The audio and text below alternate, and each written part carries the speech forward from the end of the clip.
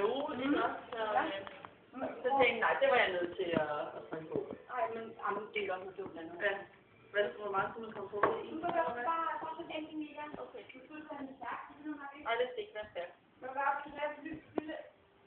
Altså, hvad er det? Ja, 24. Jamen, det har de. Hvad kan det være noget? Fordi så egentlig, så nogle af, jeg har været inde sådan rimelig tit at kigge og se, men så var de stedet for 300 kroner per flybillet. Plus hvad der så ellers skal betales oveni, og det synes jeg var for dyrt. Det kan også, det synes jeg ikke rigtigt. Så, eller, det skulle være noget, der ikke kunne lade skolen vise sig ikke. Det gjorde det ikke. Ja. Så jeg tænkte, men nu kan vi komme til 40 kroner per læse. Er det nu, vi gør det, eller hvad? Det var det så.